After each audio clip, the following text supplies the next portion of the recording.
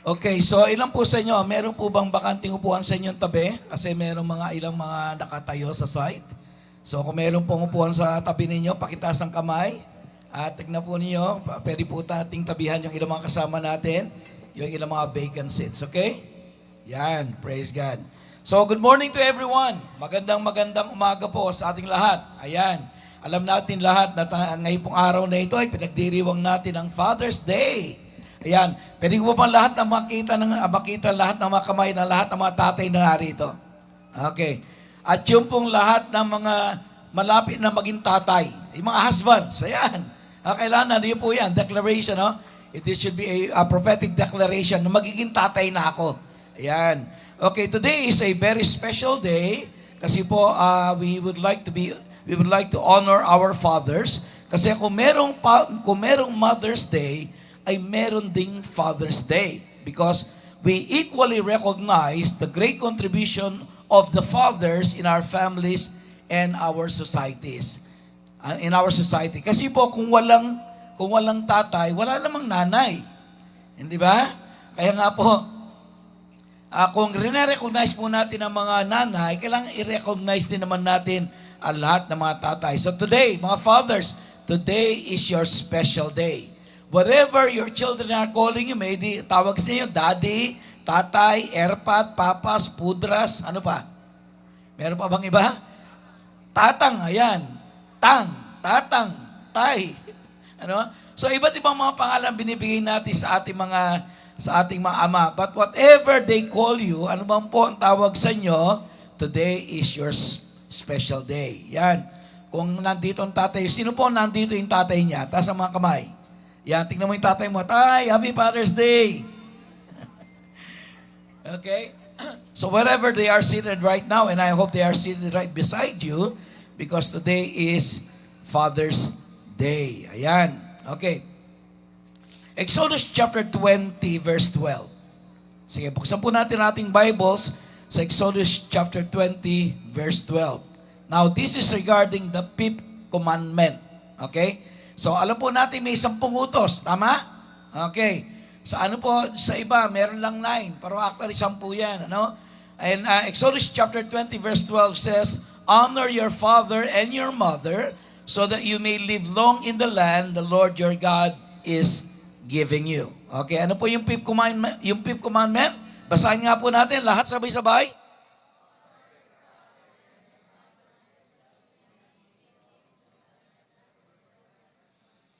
Okay, so alam po nyo, nung binigay ng Diyos ang 10 Commandments, hindi niya kinaligtaan yung 5th commandment because He would like every one of us to honor our fathers and our mothers. And this is the only commandment with a promise. Alam po nyo, sa 10 Commandments, ito lang po yung commandment na may kasamang pangako. Sabi niya, honor your father and your mother so that you may live long in the land the Lord your God is giving you. Ang ibig sabihin niyan, if you want to have a long life, kung gusto mong mabuhay ng mahaba, kailangan you must honor your father and your mother. Amen. Nasaan po narito talagang binibigyan ng parangal yung mga tatay at mga nanay sa kanilang mga buhay. Yan, aabot ka ng 500 years. Wag naman, ano? Lupa na lang tayo nun. Okay. But you know what? The Bible promises us that when you honor your father and your mother, you're going to live a long life. Yan, isa pala sa susi ng mahabang buhay ay kapag ka pinaparangalan mo yung iyong mga magulang. Kaya yung mga anak na lumalaban sa mga magulang, nako, delikado ka. Ha? Delikadong buhay mo. Bakit? Siyempre, kung di mahabang buhay mo, maikli. Hindi ba? Sabi ng Bible, if you want to live long, then you must honor your father and your mother. That is why we are celebrating Father's Day in recognition of the contribution of fathers not only in our society but in our lives, sa ating mga buhay, sa loob ng pamilya. Kailangan i-recognize natin ano ba yung mga contribution ni tatay sa aking buhay.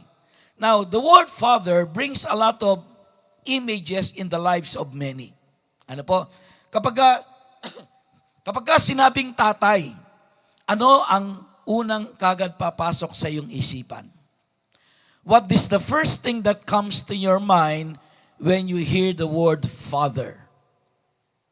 Okay?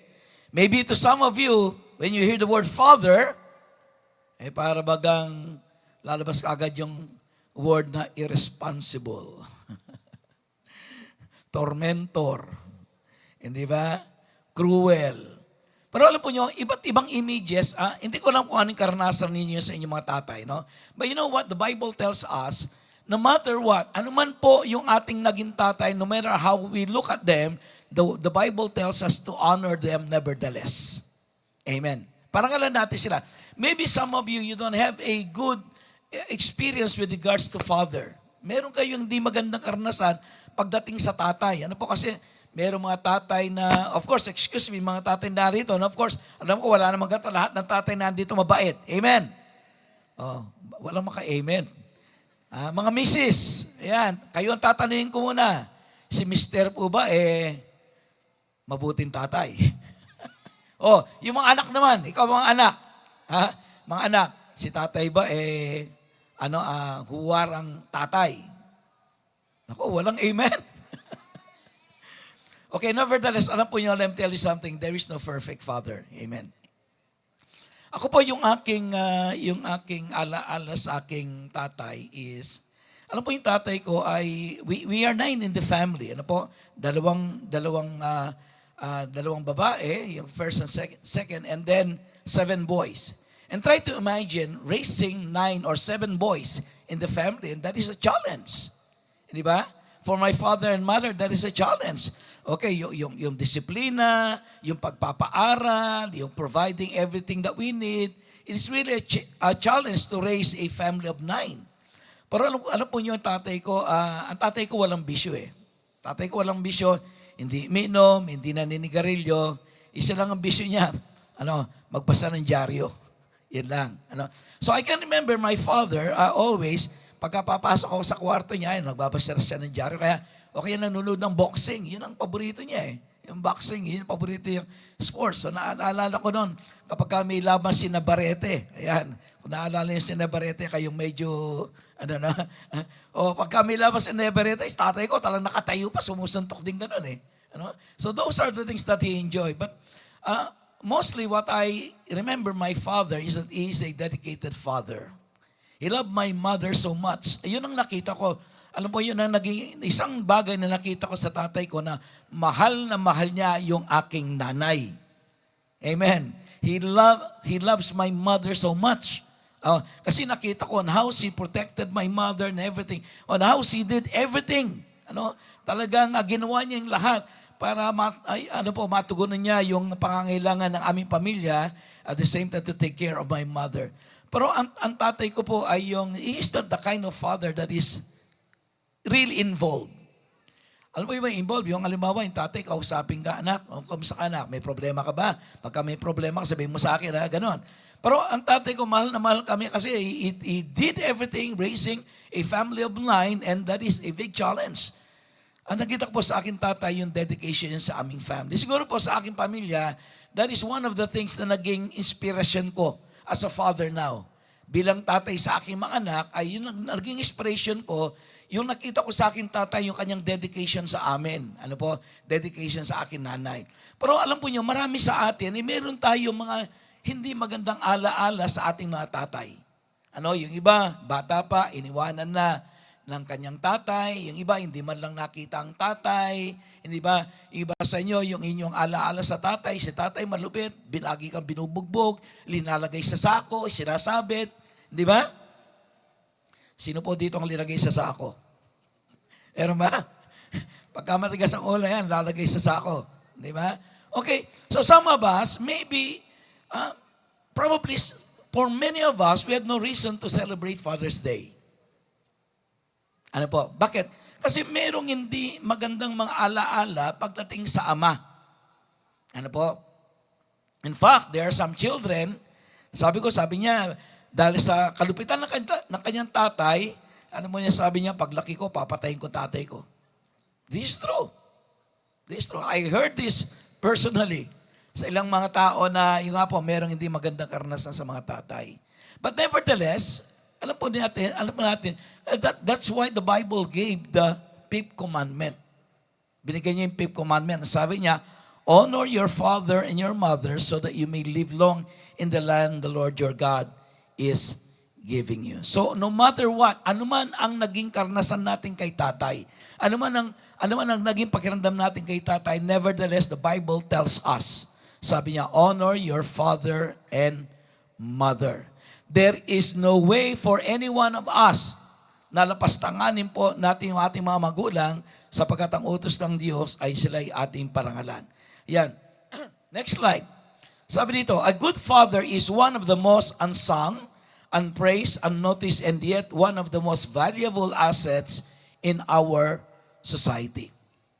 So, ano man po yung inyong naging karanasan sa inyong ama, nevertheless, the fathers play a very important role in our society. In fact, ang sabi nga po ni Billy Graham, a good father is one of the most unsung, unpraised, and unnoticed, and yet one of the most valuable assets in our society. Ang ibig sabihin nun, ay napakalaki ng papel na ginagampanan ng mga tatay. I believe many of us, we are what we are today, partly because of our fathers. Amen? Though many times, we do not understand the way they raise us. Yung aking anak na si Jonathan, sa araw ay narinig ko siya nagsabi, sabi ko, ang bagsik ng tatay ko. Sabi niya, kasi alam po niyo, when you try to discipline our children, we try to impose a little bit of medyo, di ba? Medyo tayo ng konti. Kasi tatay kapag ka tatay, medyo matigas ka sa pagdidisiplina sa mga bata. Otherwise, hindi ka pakikinggan. But when he became a father, naging tatay, nag-asawa na siya, he began to realize. He began to realize the way that he was brought up, and then napansin ko siya ngayon, ganun din siya sa kanyang anak. Ganun din siya, talagang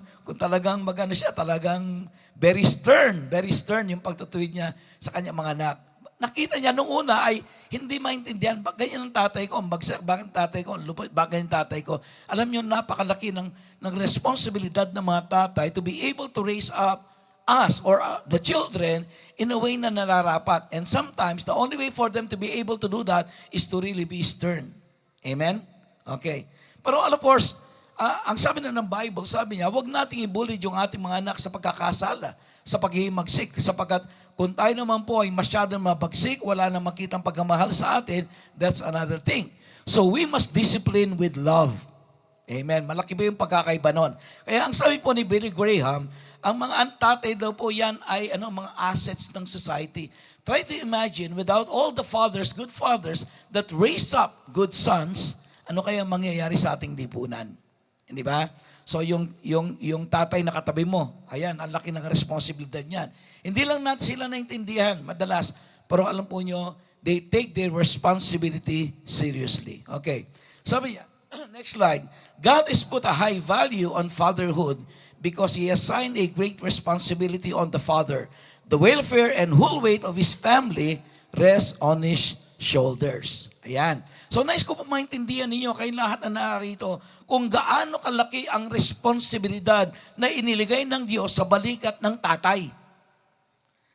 Ano po? Kasi kung minsan hindi natin maintindihan, sabi nga dito, God has put a high value on fatherhood. Binigyan niya ng malaking yung value ng fatherhood.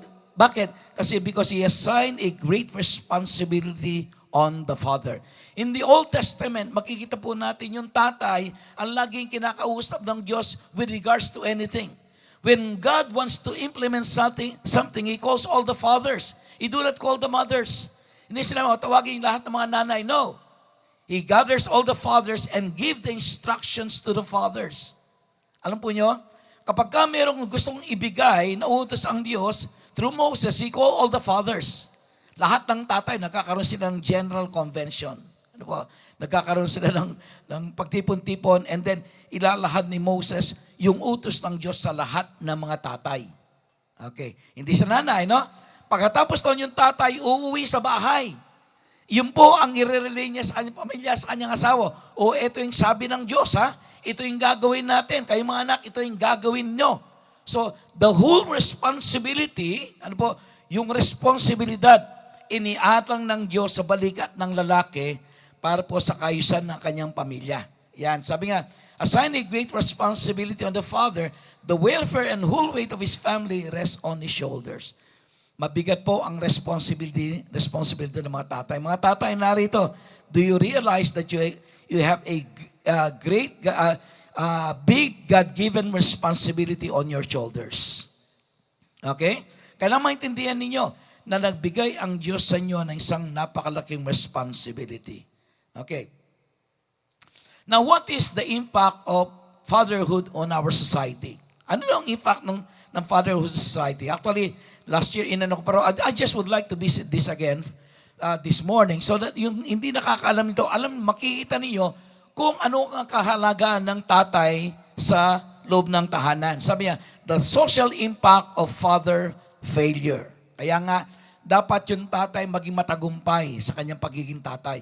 Madaling maging tatay, pero ang hirap magpakatatay. Hindi po ba? Oo. Okay. Isang saglit lang, magiging tatay ka na. Hindi ba? Saglit lang. Ang daling maging tatay, pero ang hirap magpakatatay. Hindi ba? So kapag tatay na, kailangan magpakatatay ka sa iyong mga anak. Okay. Sabi po dito, no? The social impact of father failure. When the father fails on his responsibility to God and the family, ano po ang nagiging yung kanyang nagiging resulta? Number one, there is a high likelihood of school dropout and poor school performance. Kapag ka daw po yung tatay nagkulang sa kanyang mga anak, sa kanyang pamilya, naapektuhan yung mga anak.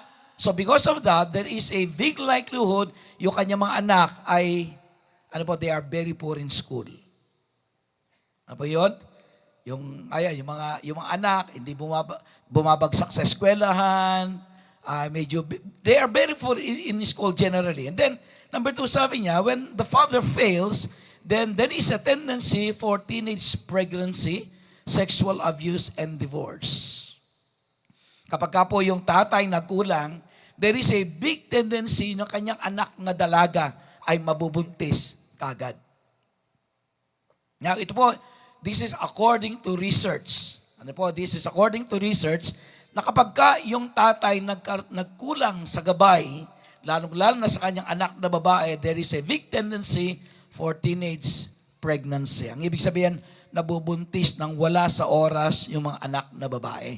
Bakit? Kasi naghahanap ng pagmamahal yung mga anak na babae at yun ay natatagpuan po nila sa iba.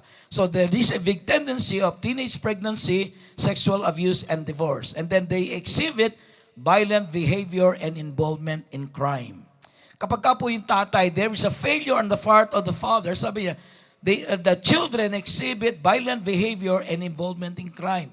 Yung mga anak na i-involve sa mga crimes, nagiging violent ang behavior, magiging mga war freaks sila.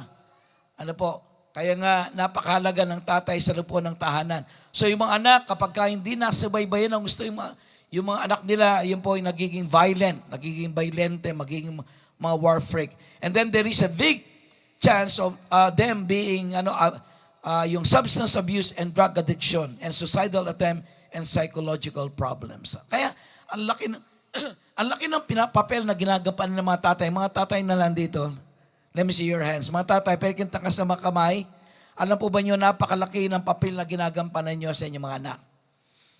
That's why, when we fail as a father, then sabi niya, there's a big tendency of suicidal attempt and psychological problems.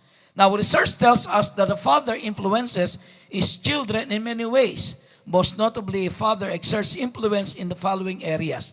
Napakalaki daw po ng influence ng tatay sa kanyang anak. Number one, first bullet, the intellectual ability of his children and the way he looks at life. Yun daw po ang intellectual ability. Kapag ka po yung tatay ay maayos ang pagpapalaki at hindi siya absent sa family, ang tatay involved sa kanyang mga anak, the intellectual ability of his children ay naapektuhan in a positive way. Kaya alam po nyo, most successful children ay they have fathers who are involved. Involved sila sa kanilang life. Number two, the behavior is children with model. Yun daw pong ugali ng mga anak ay usually ay nakukuha niya si tatay. Kaya minsan sabi na like father, like son. Di ba? Usually lagi na sinasabi yan. Like father, like son. Kung ano yung tatay, ganun ang anak. Kung ano yung puno, ganun ang bunga.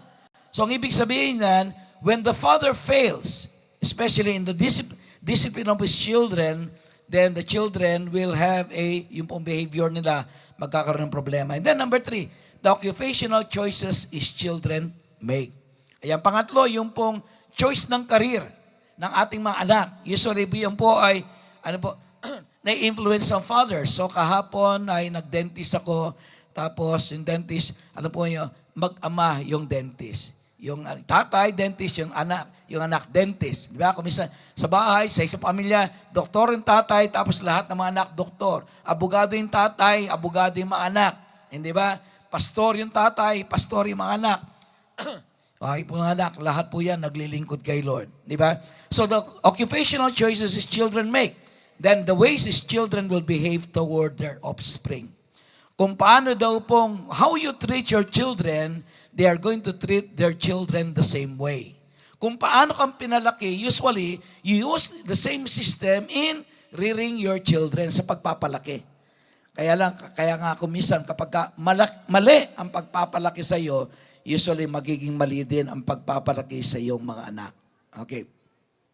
Now, I believe many of us, naniniwala ako na lahat ng tatay na narito, they would like to be good fathers. Amen. Ilan po yung mga tatay na, ilan mga lalaki dito, gusto nyo maging mabuting tatay? Magsabi ng amen. I believe, lahat ng mga tayo, sabi po nila, according to a survey, 85% of all men wants to be good fathers. 85%. Ang ibig sabihin yan, almost all the men, halos lahat ng lalaki ay gustong maging mabuting tatay. They would like to become good fathers. But the problem is, they don't know how to become good fathers. Ang problema, gusto lang maging mabuting tatay. The problem is they don't know how to become a good father. Why? Because they have no model.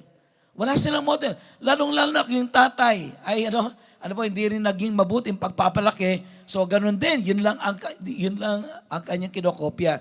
That is why we need good models. Kailangan po natin ng modelo pagdating sa mga tatay. And when we are talking about models into fatherhood, there's no better place for us to look into except the Bible. Amen. Kung gusto nating makakita ng mga lalaki, mga tatay na masasabi natin na talagang model fathers, ay, alam po niyo, walang iba kundi ang Biblia. Diyan tayo maghahanap. Bagamat kung minsan ay ngayon ay meron silang yung, I think, yung ABS-CBN natin or what, meron silang Ulirang Ama Awards. Di ba? So every year, ay pumipili sila ng ilang mga kalalakihan na binibigyan po nila ng parangal ng Ulirang Ama Awards. Ang ibig sabihin niyan, kinikilala yung mga tatay na yon, yung mga lalaking yon, na yung pong pagiging mabuting tatay. Okay, probably, we can look at them as secular models of good fatherhood, but when we would like to look at a model of fatherhood, ay titingin tayo sa Biblia. Di ba? Titingnan natin sa Biblia. Kasi diyan sa Biblia, nandiyan ang kasaysayan ng maraming mga lalaki na naging mabuting tatay. Amen. So kung tayo po gusto natin maging mabuting tatay, tingnan natin yung mga taong nabuhay diyan po sa Biblia na masasabi natin na sila ay naging mabuting tatay or they can become our models. Okay, number 1, biblical models of fatherhood. Tingnan natin, sino ba yung una? Para sa inyo, sa inyong pagbasa ng Bible, para sa inyo, sino yung number 1 na candidate sa Bible para sa maging mabuting tatay? Okay. Para sa akin, one of the first persons that I saw in the Bible who became a good father is Abraham. Ayan. Sino po sa kanyo nakakaalam sa kasaysayan po ni Abraham? Okay? Okay. Si Abraham po ay matanda na siya nung siya ay naging tatay. Actually, he was 86 years old when he first became a father to Ismael. Ano po? And then when he was 100 years old, doon pa lang po niya ipinanganak si Isaac. Ha?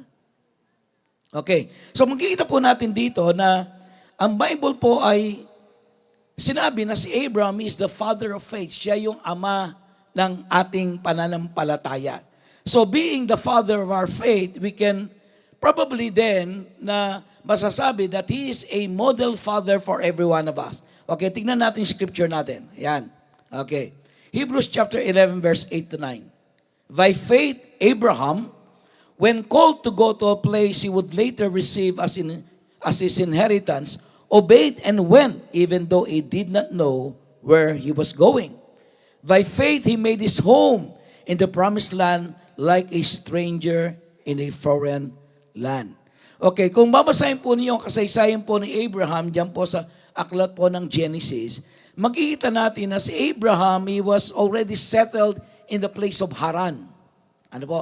Kumbaga ay gumawa na siya, nakagawa na siya ng kanyang tahanan sa Haran, and he is comfortable in that place. Komportable na siya doon. But one day, God spoke to him. Ang sabi niya, Abraham, this is not the place I intended for you because there is a better place I'm preparing for you and your family. Sabi niya, move out, sabi niya, to a place I will show you. So kumbaga si Abraham during the time ay hindi na siya bata.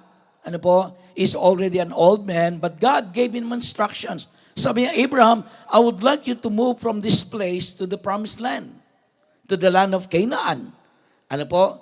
And then ang sabi po ng Bible dito ay ganito, Abraham obeyed and went, even though he did not know where he was going. Now, God tested the faith of Abraham.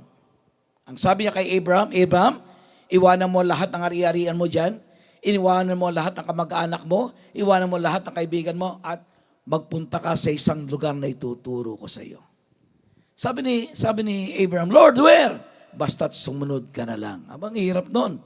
Hindi ba? Basta't sumunod ka na lang, magtiwala ka sa akin. And because of that, si Abraham po ay sumunod. Because of that, he became the father of faith, and he made his home in the promised land like a stranger in a foreign land. Okay. Ano pong makikita po natin sa buhay po ni Abraham as a model father? Okay. Abraham fathered many nations. Next slide. Abraham fathered many nations and regarded as the ultimate spiritual father of faith. Kumbaga siya ang pasimula sa lahat ng ating pananampalataya. Okay? Alam po nyo, maraming mga tatay ay sila yung pasimula ng pananampalataya sa kanilang pamilya. Okay, just like Abraham. Because Abraham is the father of faith. Why? Because, sabi nga dito, he's upheld as the ideal model of absolute trust, submission, and faith in God. Okay, sa amin po, sa aming pamilya, ako ang unang-unang na born again. Okay, sa aming buong pamilya, in fact, sa aming buong angkan, alam po nyo, ako po ang unang-unang born again. Ang tawag, kapag ikaw ang unang born again sa pamilya, ang tawag sa iyo, firstborn. Sino po ba yung mga firstborn dito? Magtaas ng kamay. Ayan. Yung ikaw ang unang na born again sa inyo. Di ba? Ang tawag sa iyo, firstborn. And when you are the firstborn in the faith in your family, God has a purpose why God has chosen you. Amen. Merong magandang plano ang Diyos kung bakit Kanya pinili.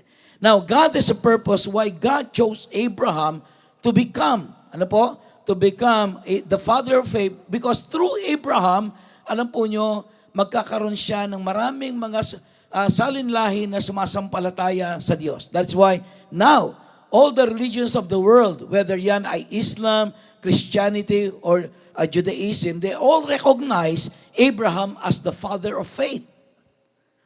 Ano po? Pinaniniwalaan nila na si Abraham is the father of faith because Abraham's role as a father reached its climax when God commanded him to sacrifice Isaac on Mount Moriah. Abraham's willingness to obey showcased his ultimate submission to God, though a messenger ultimately stopped him and provided a ram for the sacrifice instead. So, yung pagiging tatay ni Abraham, alam po yung nasubok yan, ultimately, when God told Abraham to sacrifice his son Isaac on Mount Moriah. Dito po, sinubukan ng Diyos sa Abraham kung sino ang number one sa kanyang buhay. Isaac is the son of promise. God promised that through Isaac, Abraham will have nations yung magiging mga anak niya. Parang alam po niyo, sabi ng Diyos kay Abraham, I would like you to sacrifice your son Isaac to me. Now, kayo po ano kayo mararamdaman nyo? Nag-iisang anak, though meron siyang panganay, si Ismael, pero si Ismael po, hindi po siya yung son of promise. Isaac is the son of promise. Alam po niyo, si Ismael, siya po ang naging ama ng mga Arab nations. Okay? Ismael became the father of the Arab nations. And si Isaac, he became the father of the Jewish nations. Kaya hanggang ngayon, naglalaban yan, di ba? Nagpapatayan yan. Because nagsimula yan in the Old Testament. Doon pa sa una. Eventually, nung dumating po si Isaac, pinalayas po si Ismael at saka yung kanyang nanay na si Hagar. At kamuntik na silang mamatay doon po sa desert. Why? Because Ismael is not the son of promise, but it is going to be through Isaac that the promise is going to be fulfilled. But then God told Abraham, I would like you to sacrifice your only son, Isaac, to me. Wow. Alam po nyo, yung masaktan lang yung ating mga anak ng konti lang, di ba? Hirap na tayo. But God told Abraham, I would like you to sacrifice your son to me. Now, when God told Abraham to sacrifice, that means say he's going to kill his own son. Ano po? Papatayin niya at ihandog niya sa Diyos. But si Abraham, tumalim nga siya. Ano po? He took his son with him. By that time, si Isaac po ay binatilyo na. Ano po? And they went to Mount Moriah. And then kumuha po sila ng maraming mga kahoy. At doon ay pinatong po si Isaac. At nung akmang sasaksakin ni Abraham yung kanyang anak, the angel stopped him. Sabi niya, stop! Sabi niya, don't hurt the child. Now, sabi niya, napatunayan ko na si Lord number one sa life mo. And God provided the ram, and because of that, God blessed Abraham so much. That's why he became the father of faith. It means say, he doesn't question God. Okay, so bilang mga tatay, alam po niyo, bilang mga tatay, I believe, Abraham is a very good example or model for us as a father because a father must be submitted to God. Amen. Dapat ang tatay, submitted siya sa Diyos. Ang ibig sabihin niya, he trusts God. He knows that God can be trusted. And because of that, God blessed Abraham so much, he became one of the wealthiest men during his time. Alam po niyo, because of the faith of Abraham, yung buong pamilya niya, alam po niyo, nanagana silang lahat. And because of that, yung buong angkan po ni Abraham, up to this time, sila'y pinagpala ng Diyos, and most of them became the father of faith. Ayon sa isang pag-aaral, alam po nyo, kinumpir nila yung dalawang tao. Yung sa pangalan, yung isang tao, ang pangalan po niya ay Jokes. Yung isa naman ay si Jonathan Edwards. Jonathan Edwards is a very famous preacher during that time. After 1,200 years, they began to compare. Kinumpare po nila si Joke na isang kriminal at saka si Jonathan Edwards na isang preacher. Tinignan po nila yung naging yung na-produce po nilang mga offspring down to 1,200 years. And you know what? This is what they found out. Ito po yung natagpuan nila. Si Jonathan Edwards po, andito, si Jonathan Edwards was able to produce, yung pastor, was able to produce one vice president. Okay? The third vice president of the United States of America. He was able to produce 13 college presidents, 3 U.S. senators, 3 state governors, and 3 city mayors, 100 lawyers, 66 physicians, and 65 college professors, and 30 judges. It's all started with Jonathan Edwards, who is a man of faith.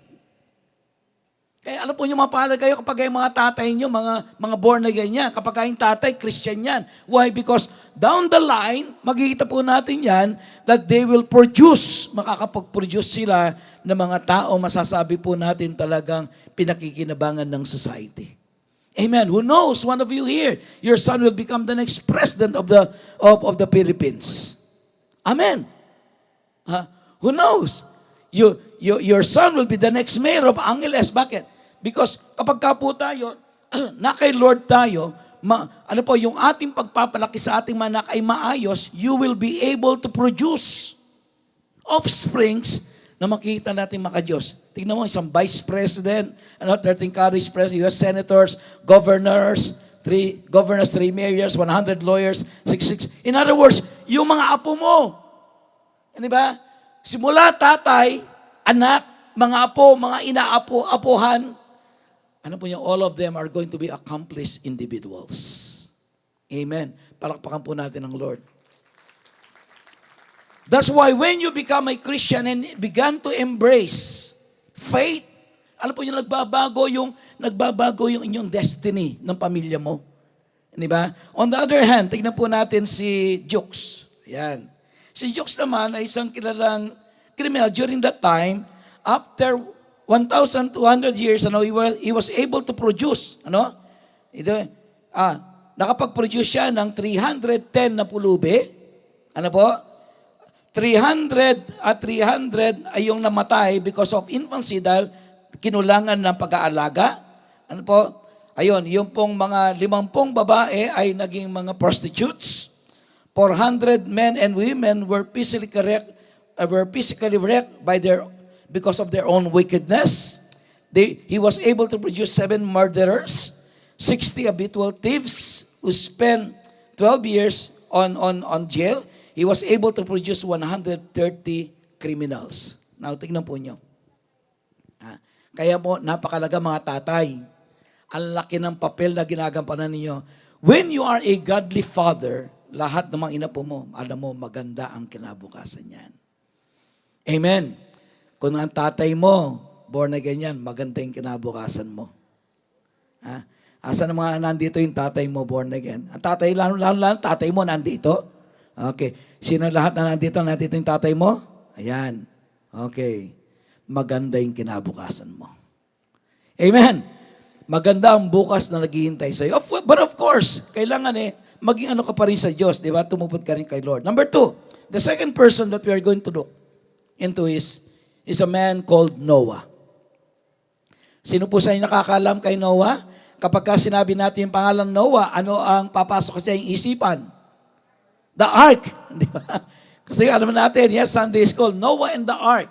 But do you know that Noah is a candidate for a model father? Now remember this, all of the fathers that God used in the Bible are model fathers. Kung titignan po niyo ang Biblia, lahat ng mga taong ginamit ng Diyos sa Biblia ay mga taong maka-Diyos, mga taong matuwid. Okay? The number 2 person father that we're going to look is Noah, a model of integrity. Genesis chapter 6 verse 5 to 10. But Noah found favor in the eyes of the Lord. This is the account of Noah. Noah was a righteous man, blameless among the people of his time, and he walked with God. Okay. Anong sabi ng Bible regarding Noah? Sabi niya, Noah was a what? Noah was a righteous man. Noah was blameless among the people of his time, and he walked with God. Napakapalad mo, kaibigan, kung ang tatay mo, righteous man. Di ba? Napakapalad mo kapag ang tatay mo, blameless. Napakapalad mo kapag ang tatay mo is walking with God. Amen. Because of that, the whole family of Noah was saved from destruction because of their father. Alam mga tatay, ang laki ng papel na ginagampanan niyo sa kaligtasan ng inyong pamilya.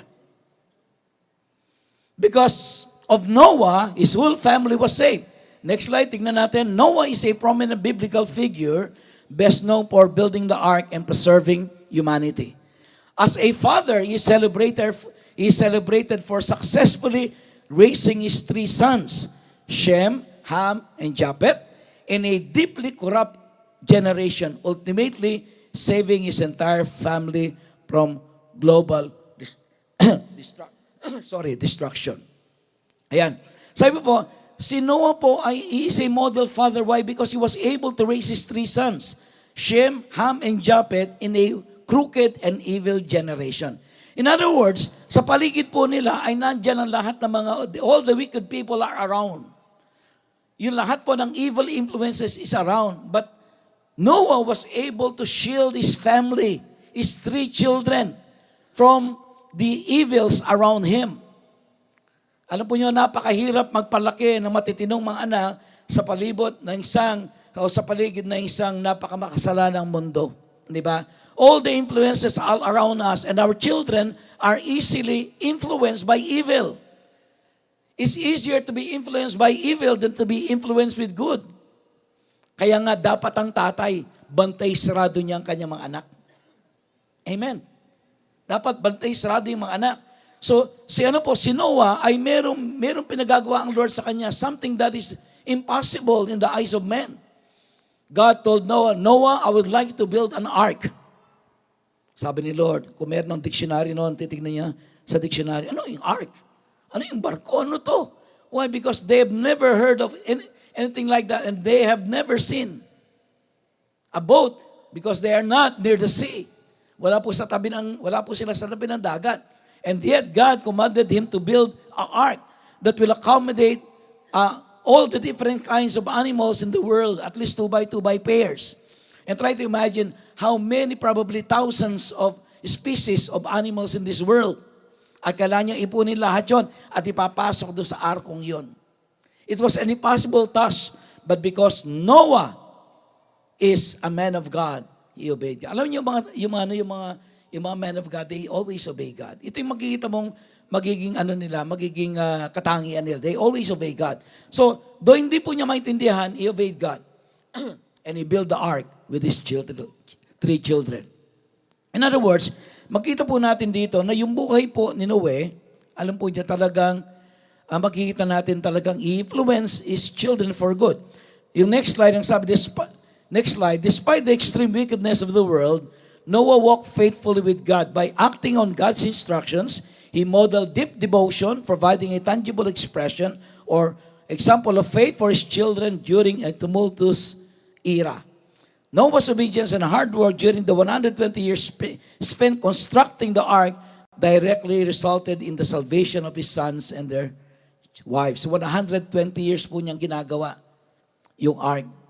Hindi po niya ginawa yun ng 1 buwan, 2 buwan, 3 buwan, 1 taon. 120 years in building the ark with his children. Okay? And all the while, all the people around them are trying to ridicule them. Sabi niya, Noah, kanya anong ginagawa mo? Nasisirain ka na ba ng bait? So, what are you doing? So, pinagtatawanan siya. Parang po niya, hindi niya inalintana yung sinasabi ng mga tao, he just obeyed God.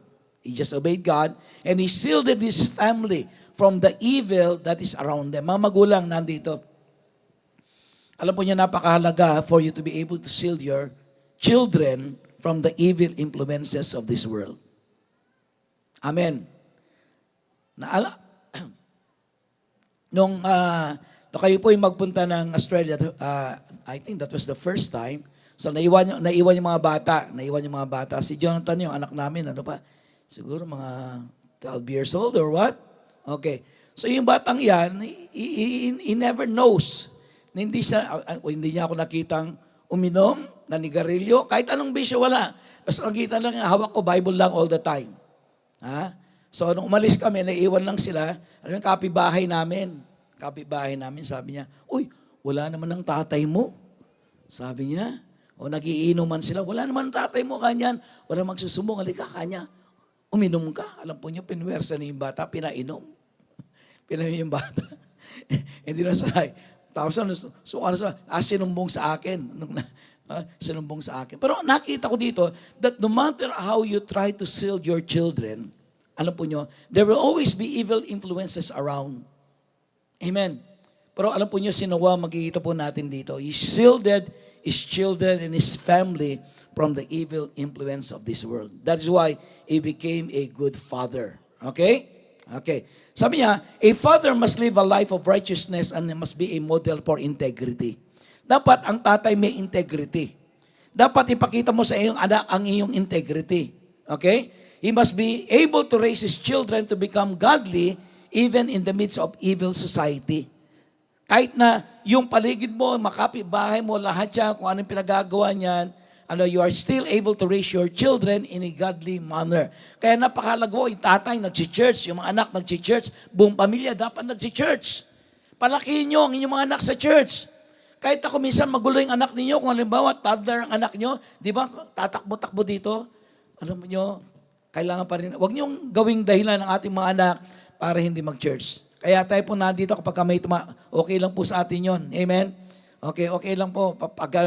Na po. But of course, we have to restrain them. Pero kung meron tayong kumisang pagka, nung nandito pa si Cody, pagka tatakbo siya dito, asa may nanay ito, kako. But you know what? That is okay. Why? Because we want our children to be in church. Amen. We want our children to be in church. Kahit na sabihin mong magulo yan, ang hirap, magbiyahe, maglakbay, ang dami mo ba? Okay lang yun. Okay lang yun. Why? Because we must raise our children in the church. He must be able to shield his family from evil. Yeah, number 3. Dito, medyo bibilisan ko na. Pangatlo, si Joshua. The third father that we are going to look is a man called Joshua. Okay. Joshua chapter 24, verse 15. But if serving the Lord seems undesirable to you, then choose for yourselves this day whom you will serve, whether the gods of your forefathers serve beyond the river or the gods of the Amorites in whose land you are now living. But as for me and my house, we will serve the Lord. Pangatlong tatay, na para sa akin, is a model father in the Bible is Joshua. Bakit? Because, alam po niyo, tinuruan niya ang kanyang buong pamilya na maglingkod sa Diyos. Joshua himself became a renowned symbol of a godly father and a spiritual leader. Because in Joshua chapter 24, verse 15, he said, as for me and my house, we will serve the Lord. Amen. Alam ni Joshua ang kahalagaan ng paglilingkod sa Diyos. That is why ang sabi niya, basta't para sa akin at sa lahat na aking mga anak, maglilingkod kami sa Diyos. Amen. In other words, ang ating mga anak, hindi natin dapat pigilin sa paglilingkod sa Diyos. In fact, we should encourage them. Amen. Kapag ang ating anak pupunta sa church, sasama sa music team, o sa ministry sa church, kailangan supportado yung pamasahe. Anak, ito yung pamasahe mo. May practice kayo. Ito, anak, may pangmerienda ka pa. Hindi ba? Dapat ganyan suporta na sa ating mga anak. Hindi yung, wala ka na ginawa kundi magpunta ng church. Buro ka na lang church ng church. Hindi mo, meron pong gano'n kumisan, yung mga anak nila, pinipigilan nila sa paglilingkod kay Lord. But you know what? Actually, we should actually encourage our children to serve the Lord. Now, Joshua is a father who knows the value of serving God. Kaya sabi niya, but as for me, kayo sabi niya, balikan natin verse, ang sabi niya, but if serving the Lord seems undesirable to you. Kasi sa iba, ang paglilingkod kay Lord, istorbo lang. Istorbo lang daw. Pero ang sabi ni Joshua, sabi niya, but if serving the Lord seems undesirable to you, then choose for yourselves this day whom you will serve. Magdesisyon kayo, sabi niya. Sino gusto niyong paglingkuran? Ang Diyos o ang demonyo? Ha? But as for me and my house, sabi niya, para sa akin, sa aking mga anak, maglilingkod kami sa Diyos. So therefore, a model father is the one who encourages his whole family to serve the Lord together. Amen. Kahit atid sundo mo pa yan. Ayan. Meron tayong mga kapatid dito, atid sundo yung mga anak para mag-serve sa church, sa practice, sa tugtog, lahat. Kita mo, talagang nagbibigay ng oras. Bakit? Because for them, they value serving the Lord. Amen. So, Joshua is a good model of a father. Why? Because he knows the value of serving God. Amen. So mga tatay, lahat na nandito, alam po niyo yung pangatlo. We must value serving God. Because God gives a distinction for those who serve God and those who do not. Sabi po ng Bible, God puts a distinction between those who serve God and those who not. Binibigyan daw po ng pagkakaiba yung naglilingkod sa Diyos at saka yun hindi. So kapag ka naglilingkod ka kay Lord, meron kang special favor. Amen. There is a special favor that is waiting for all of those who are serving God. Kaya kayo mga tatay na nandito, dapat ikaw ang unang-unang masigasig sa paglilingkod kay Lord. Amen. Hindi pagdating sa paglilingkod kay Lord, ay mauna na kayo, susunod na ako. Di ba? Usually kapag Sunday, Tay, Father's Day ngayon, sabi niya, mag-church tayo. So yung mga anak, mauna na kayo, susunod na ako. Pero hindi naman susunod. Hindi ba? Okay. Bakit kaya pagdating sa church, yung mga nanay, mas madaling akayin sa church kaysa sa mga tatay. Hindi ba? Para mapalad kayo kapag ang tatay nyo nasa church na. Kung ang tatay nyo wala pa sa church, pag-pray nyo.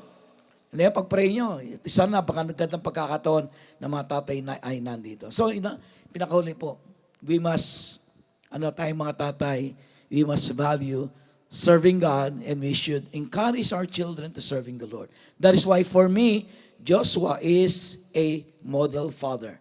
Now, how to honor your fathers? Di tayo magtatapos, Okay, because today is Father's Day, we do not only look at what are biblical models of fathers, but I would like every one of you to know how to honor your father. Sabi ng Bible, honor your father and mother. How? Paano ba? Okay, number 1, love them for who they are. Amen? Paano natin ino-honor yung ating mga tatay? Mahalin mo tatay mo. Pastor, ang tatay ko, lasenggo. Mahalin mo pa rin tatay mo, kahit lasenggo yan. Pastor, ang tatay ko, irresponsible, hindi nagbibigay ng pera sa nanay. Sabi niya, pero mahalin mo pa rin tatay mo. Okay. Ang tatay ko, pastor, walang silbi, inutil. Sabi ng Bible, mahalin mo pa rin tatay mo. So, yung pagmamahal na ating iniaalay sa ating mga tatay doesn't defend whether they are good or bad fathers. Because they are good, there are good and bad fathers. Amen?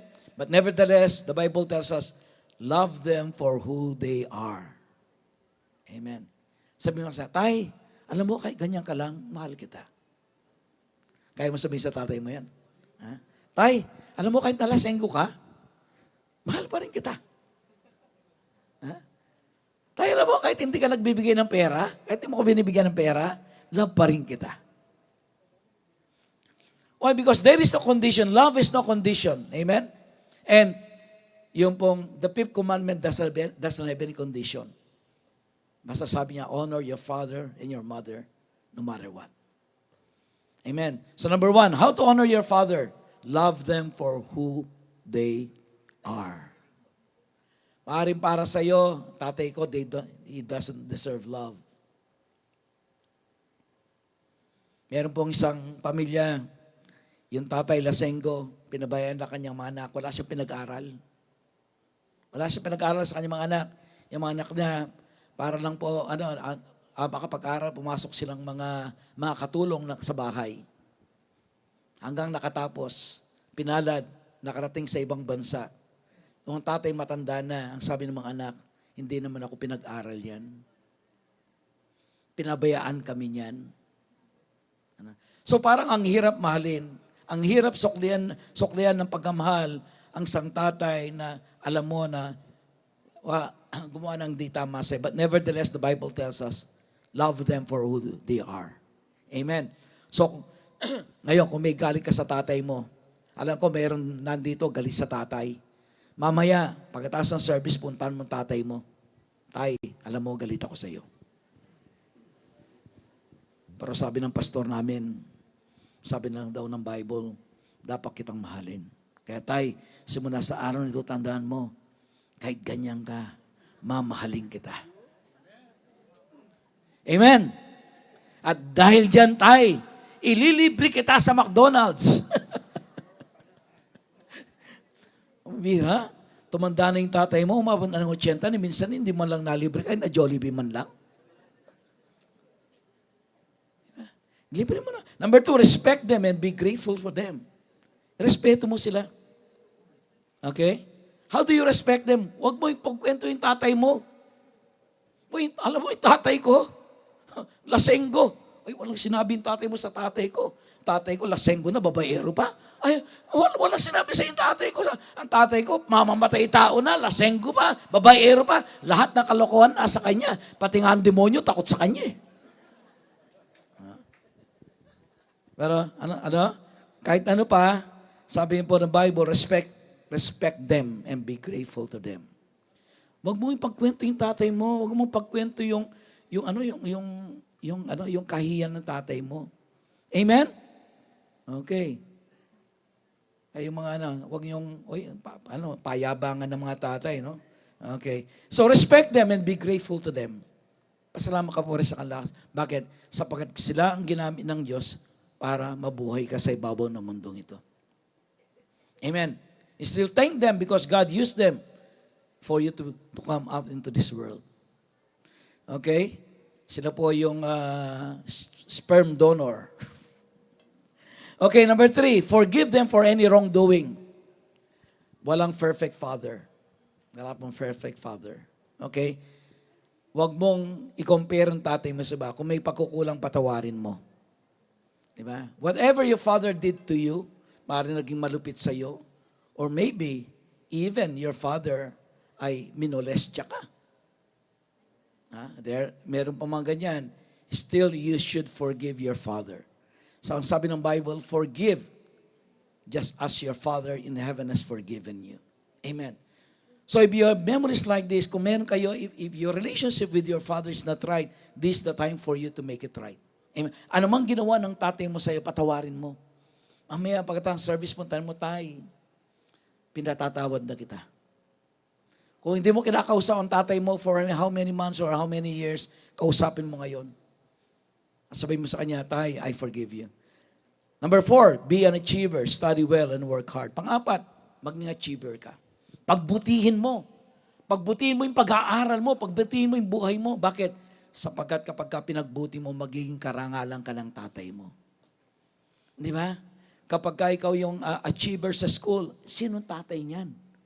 Di ba? Ay, hindi ba ano yun? Di ba lasenggo yun? Oo, paring anak niya, tignan mo. Diba? So be an achiever, study, work hard. Because when you achieve, then your father is going to be honored. Nanay mo tsaka tatay mo, di ba? Pinaparangalan sila. Ay, yan, pinalaki ng maayos yan. Tignan mo ngayon, achiever yan.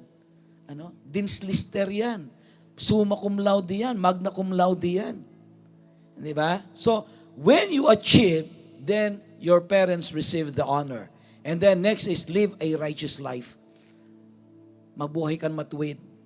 Huwag mong bigyan ng kahiyan ang mga magulang mo sa magitan ng buhay na hindi mabuti. Huwag kang magbisyo.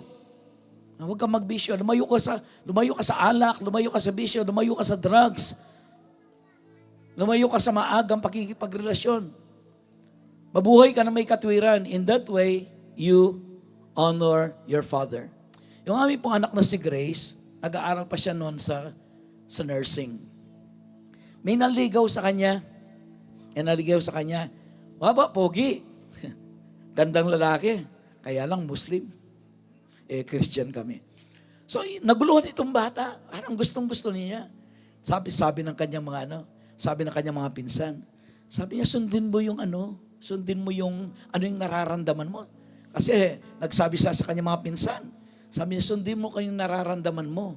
Pero dahil po yung bata, lumaki sa church. Sabi niya, hindi.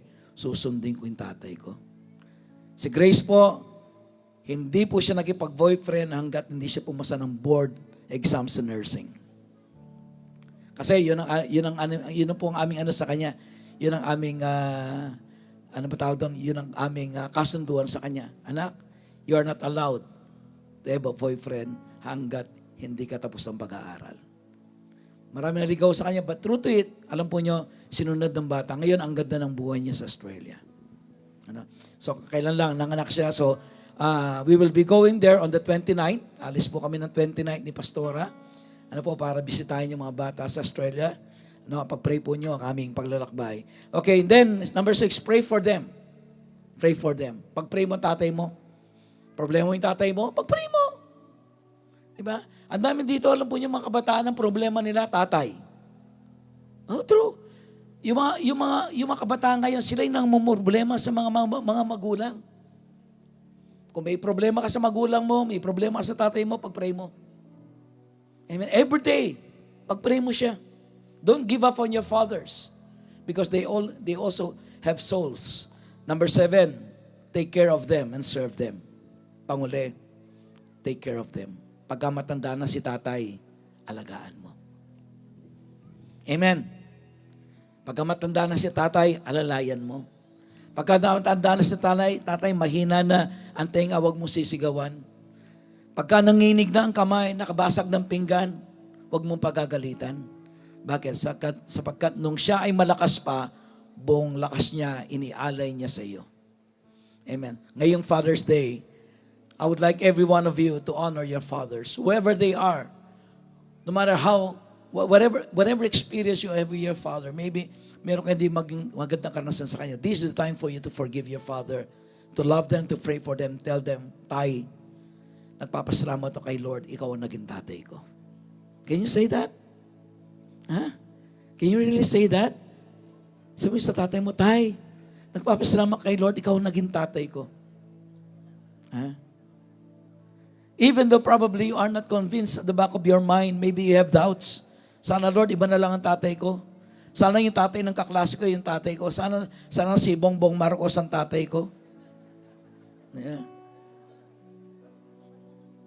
Pero alam po niyo, nevertheless, pasalamat kayo.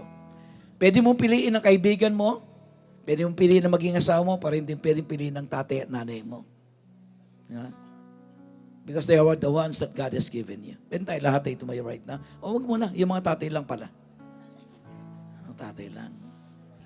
Okay, so at this point in time, I would like to pray for you. Pwede mo lahat ng mga tatay tumayo. And all the fathers stand right now.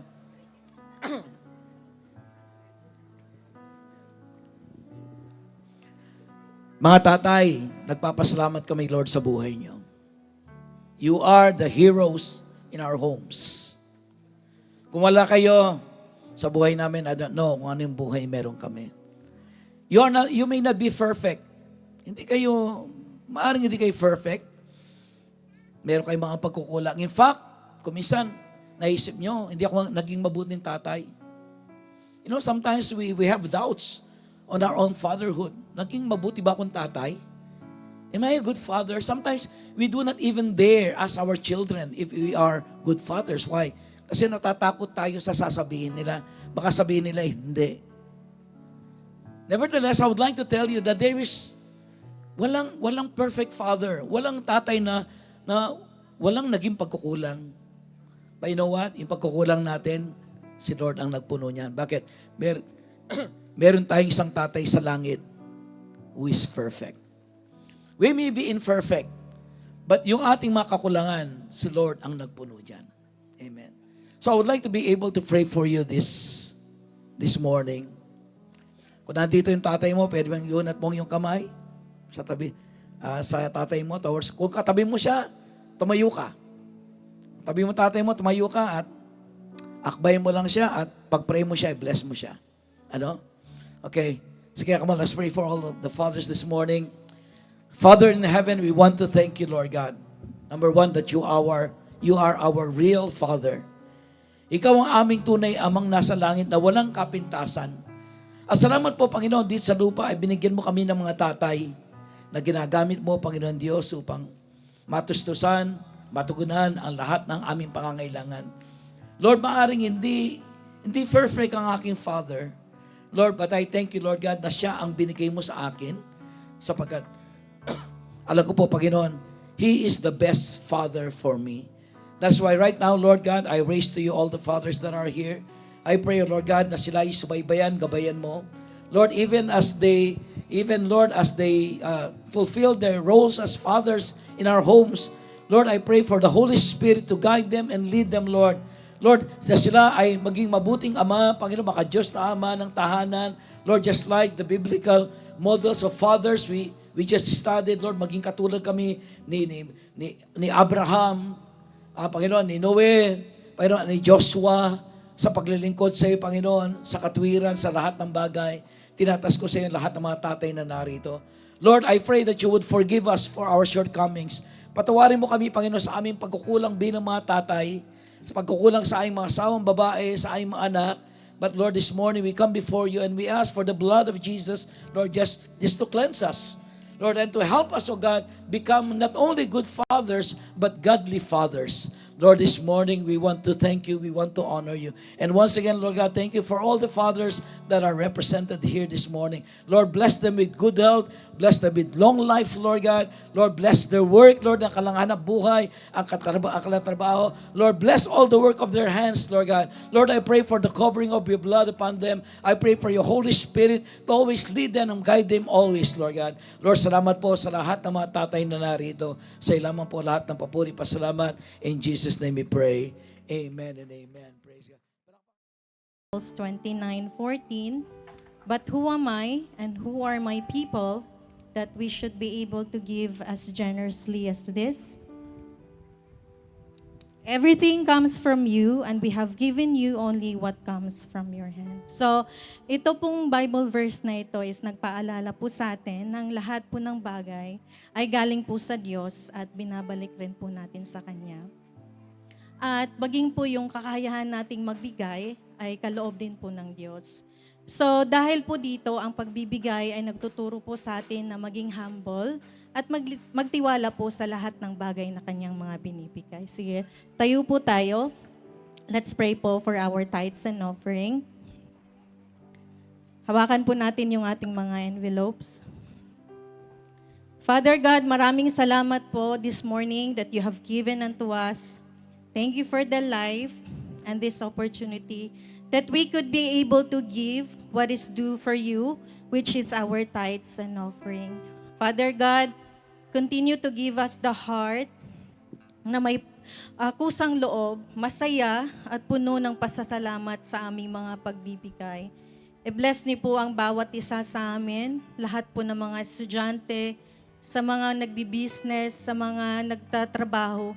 At gayon pa man, Father God, yung mga naghahanap ng trabaho, we're asking for favor. We're declaring, Father God, promotions, expansion of businesses, Father God. Patuloy niyo pong gamitin itong aming mga tithes and offerings for your glory and for your kingdom. Lord God, we just want to honor you this morning. We give you all the glory and the praises. In Jesus' name we pray. Amen and amen.